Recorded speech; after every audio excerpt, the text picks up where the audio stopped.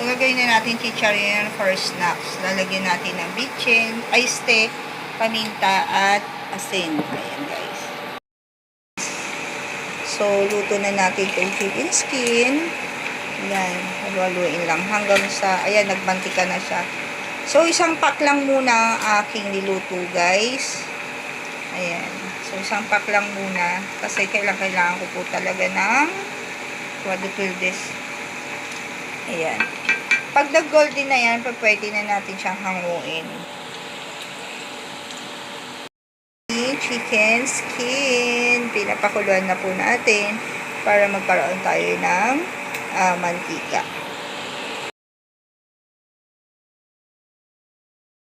So, gagawin na natin chicharon for snacks. Lalagyan natin ng bitchin, iced paminta, at asin. Ayan, guys.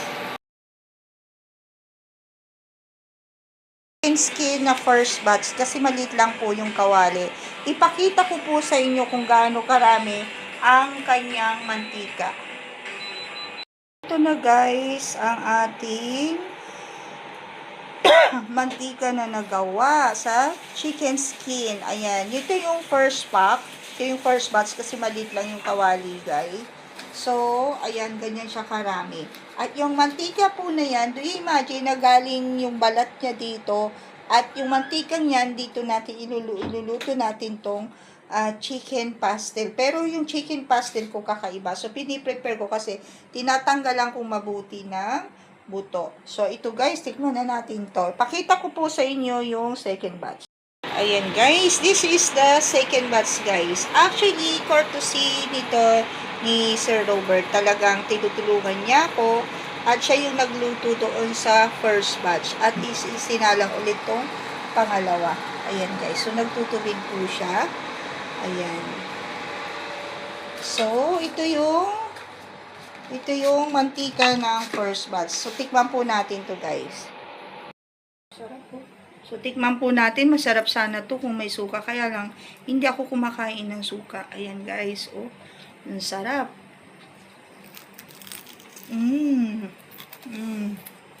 Ay, hindi po ba yung tunog? Ang sarap, guys. Nako, paano yung diet ko nito? Sira. Katerno nito, cucumber saka carrots. Ang sarap. Ang sarap. Narinig niyo po ba yung lutong? Ako, guys. Ilayo niyo na sa akin. Sobra. Gusto ko sana doon, maraming bawang. Garlic powder. Alam mo, guys, yung chicharon po na to is, ayun, guys, oh. Biro nyo, nagkaroon na tayo sa chicken backbone na binigay, nagkaroon tayo ng chicken skin, nagkaroon pa tayo ng mantika, o yan, oil na oil, at nagkaroon pa tayo ng chicken pastel, at mayroon pang chicken head doon, chicken neck and, what do you call this, yung chicken ass, ayan, yung pet ng manok. Kaya guys, so kung nakikita nyo, inaayos kong mabuti ang ating chicken pastel. Ayan yung unang batch. So, ito na yung pampinali na, guys, at iluluto natin yan bukas. So, ngayon, guys, ito yung chicharon. Grabe, ang sarap ng timpla. Niluto sa bawang at saka, ayan o, may mga bawang at saka sibuyas. So, very, very crispy po siya, guys. Ayan o. Harap. Namiss ko ang chicharon ng ano. This is the Jesus from Cebu, guys. Harap. Harap, guys. Kain po. So, ganyan po tayo kadiskarte ng iyong lola na super tipid budget meal. So, i-contagious ko lang po to at mamaya pakita ko sa inyo kung gaano karami ang mantika ng 2 pack ng chicken skin. This is a natural oil ng chicken skin, guys. Iluto to. Ito yung sa sisig at ito naman po yung pang chicken pastel. At ito na yung nagawa natin, guys, sa ating chicken skin. May 2 oil po dito, 2 cup ng oil, na ito yung kahinat na ng chicken skin chicharon. Pwede natin itong pagsahog-sahog sa munggo, sa gulay. Ayan guys, ang kahinat na. Nilagyan kasi ni Sir Robert ng, what do you call this, ng onion. Ayan. So, sooner, magagawa po tayo ng talagang chicken skin na yung kulay brown na brown at golden na golden, guys. Ayan. So, ang purpose lang po, guys, kung bakit iluto tong chicken skin, para magkaroon tayo ng mantika at para mailuto natin ang chicken pastel. So, ito, ilagay muna natin to sa fridge at bukas, itong dalawang to, lulutuin po natin pag nakabili po tayo ng other ingredients po. Ayan guys, ang iyong super tipid mommies.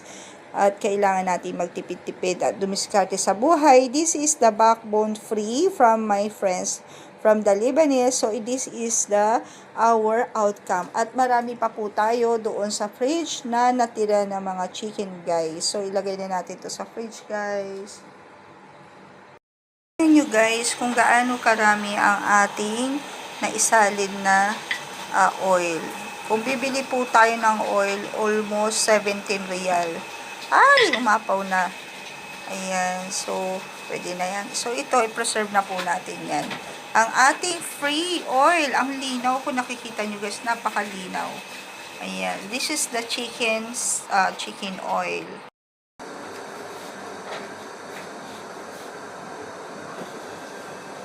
Ayan na guys, napagawa po tayo na ating chicken skin.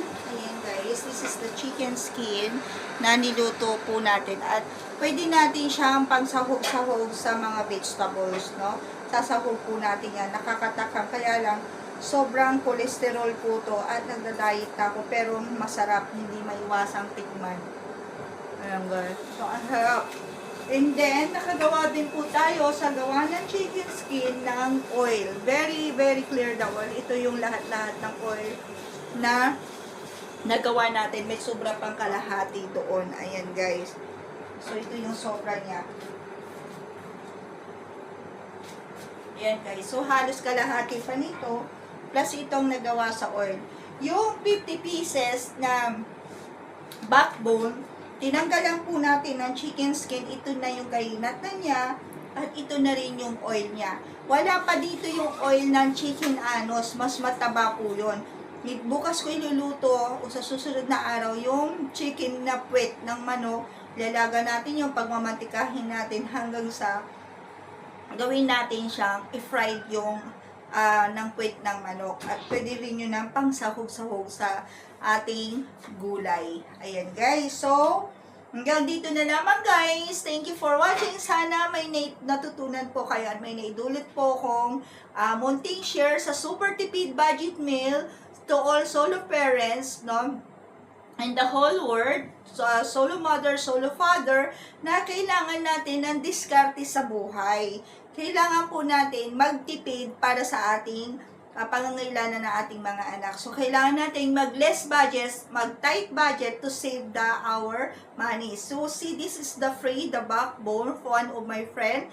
And, ginawan ko ng diskarte. Number 1, this one, we have a oil, we have a chicken skin, 2, to put in the vegetables dishes. And also, number 2, nag-share po ko sa one of my subscriber, the 3 container, senior ko yung backbone kasi wala na silang makain din. So, benefits na rin po yun. Number 3, guys, that's why I told you all the times is share our blessings. So, number 3, guys, mayroon po pa tayo dyan na panggawa ng ala chicken pastel na gagawin ko, iluluto ko na may gata. Parang gusto ko ala Bicol Express po siya, pero dry siya na chicken pastel. Yun ang gagawin ko po guys. And number 3, yung gagawin ko rin po siyang sisig. Maraming magagawa doon sa 50 pieces na backbone na inisa-isa kong tinanggalan ng buto guys. At yung buto po niya guys, pwede pa natin po siyang ilaga para gawin natin siyang sabaw at lagyan natin siya ng mga gulay. Ayan. So, pipigaan natin yung buns doon, lalaga natin, hanggang sa makuha natin yung lasa ng manok, at yun ang ipantubig natin sa ating gulay. Gagawin ko po yan guys very very soon. Bigyan nyo lang ako ng time na magluluto tayo ng everyday ng vegetables na sasahogan natin ng chicken. So, we have a chicken pastel, we have a sisig, at may natira pa dyan ng mga backbone, pwede natin i-adobo, apritada, Bicol Express, ayan, napakadami po. At nakatulong din siya to provide the oil. Kung nakikita nyo, wala akong oil, wala po talaga akong oil, 2 days na ako walang oil, so ito na lang po ang aking ginawang naisip na gagawin na oil.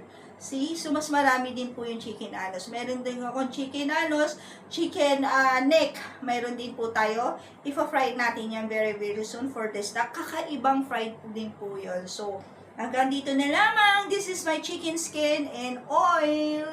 So, this episode guys this is the benefits of our backbone.